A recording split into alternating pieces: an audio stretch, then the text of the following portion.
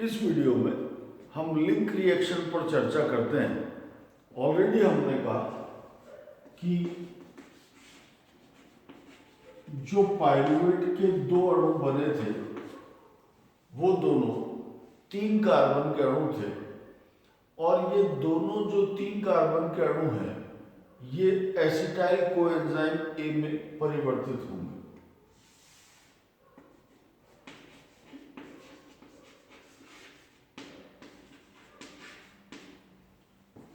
ये अणु 3 कार्बन का है और वो अणु 2 कार्बन का है। अंडरस्टूड है, जब ऐसा होगा तो एक कार्बन लिबरेट हो गया। एक ग्लूकोज में 6 कार्बन थे और एक पाइरुवेट में 3 कार्बन है। ग्लाइकोलिसिस में कोई भी CO2 लिबरेशन नहीं हुआ था, सिर्फ डिहाइड्रोजनेशन हुआ था, NaDH2 बना था। यहां पर एक CO2 निकला यानी पाइरुवेट का डिकार्बोक्सिलेशन भी हो रहा है, प्लस यहां पर एक अणु NaDH2 का भी निर्माण होगा। इसी को हमने डिहाइड्रोजनेशन या ऑक्सीडेशन कहना है, यानी क्लियर है ऑक्सीडेटिव डिकार्बोक्सिलेशन का क्या मतलब है। ऑक्सीडेशन भी हो रहा है और डिकार्बोक्सिलेशन भी हो रहा है। इस प्रक्रिया में 3 एंजाइम काम करते हैं इस कन्वर्जन के लिए। इन 3 एंजाइमों का जो समूह है वो तीनों एक साथ मिलकर साइमल्टेनियसली काम करते हैं और उस समूह को पाइरुवेट डिहाइड्रोजिनेज कॉम्प्लेक्स कहा जाता है। पाइरुवेट डिहाइड्रोजिनेज कॉम्प्लेक्स असल में 3 एंजाइम्स का एक ग्रुप है और इस एंजाइम कॉम्प्लेक्स में जो 3 एंजाइम हैं उनमें पहला एंजाइम पाइरुवेट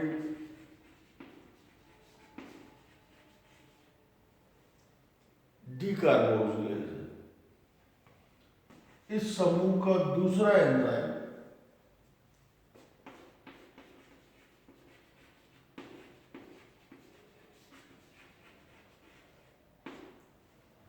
ट्रांस एसिटाइलेज है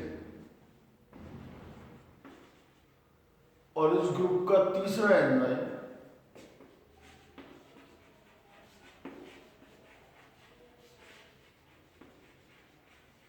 डिहाइड्रोजिनेज है। पाइरुवेट डिकार्बोक्सिलेज, ट्रांस एसिटाइलेज और डिहाइड्रोजिनेज, ये 3 एंजाइम का संकुल कॉम्प्लेक्स पाइरुवेट डिहाइड्रोजिनेज कॉम्प्लेक्स कहलाता है, जो इस कन्वर्जन के लिए आवश्यक होगा।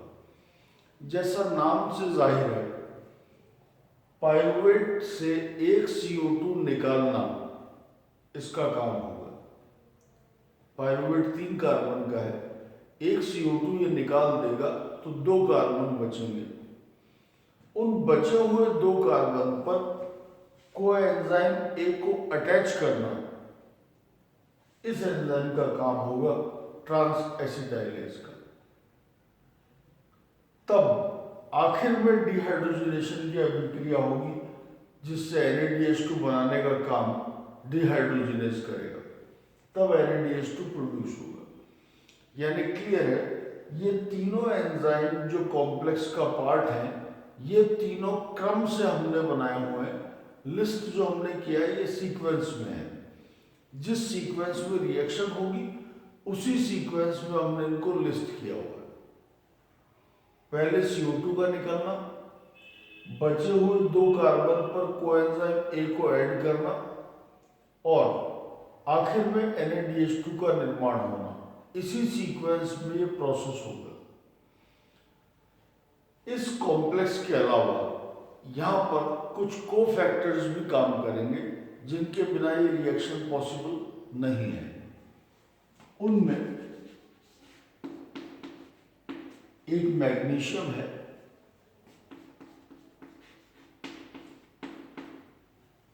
दूसरा NAD है जो बाद में NADH2 में परिवर्तित होगा। तीसरा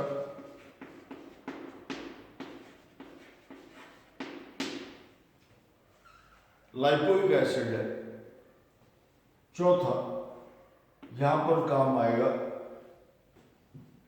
एक मॉलिक्यूल, यहां पर FAD काम आएगा जो इस रिएक्शन मैकेनिज्म का पार्ट होगा। जब ये रिएक्शन कंपाइल होगी तब उस रिएक्शन मैकेनिज्म का वो पार्ट होगा। इसके अलावा यहाँ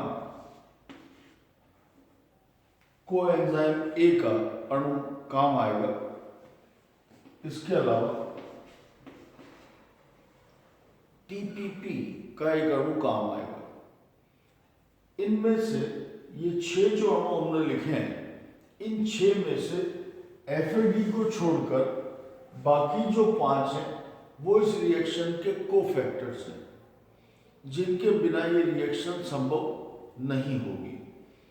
तो असल में इस रिएक्शन को होने के लिए 3 एंजाइम्स का एक ग्रुप जिसे पायरुवेट डिहाइड्रोजिनेज कॉम्प्लेक्स कहा गया और 5 कोफैक्टर्स का एक समूह जिनमें magnesium, NAD, lipoic acid, coenzyme A और TPP, ये 5 काम आते हैं कोफैक्टर्स।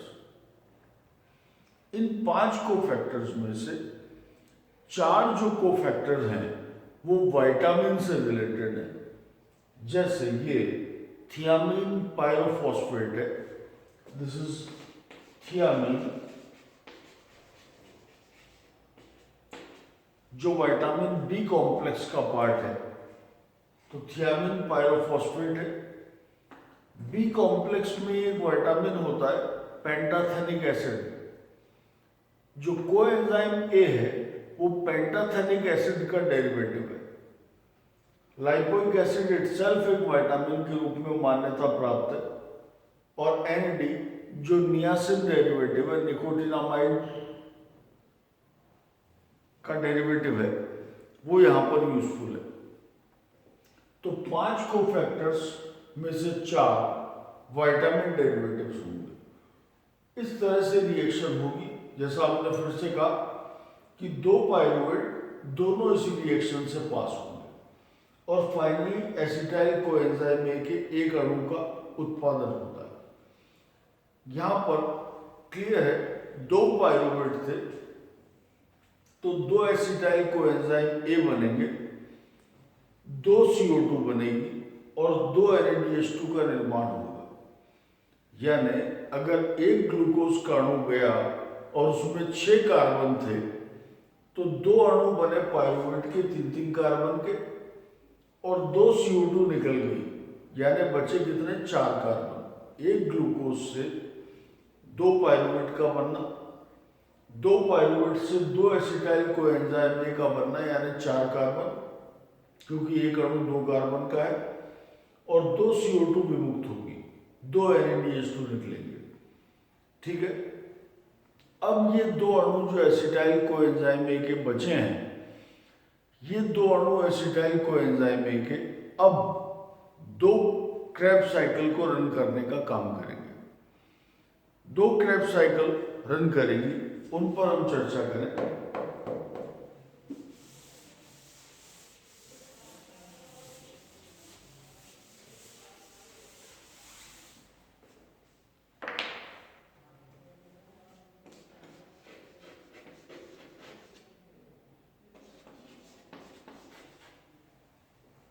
क्रेब्स साइकिल, जिसे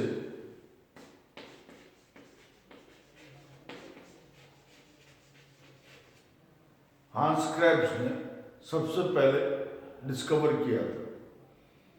क्रेब्स साइकिल को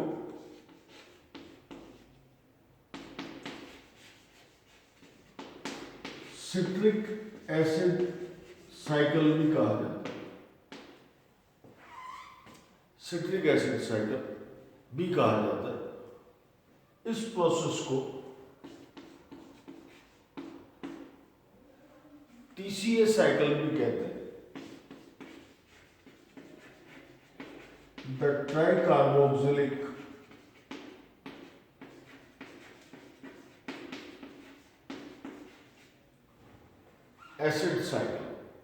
ये तीन नाम है इसके, क्रेब्स साइकिल, CAC और TCA। अगेन ये 1 मार्क क्वेश्चंस हैं कि इनका एक्सपेंशन पूछा जाता है इन दोनों वर्ड्स का, इन दोनों वर्ड्स का एक्सपेंशन क्या है।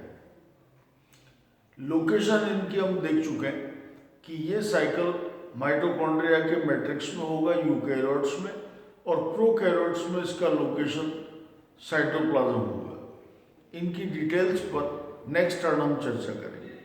Thank you.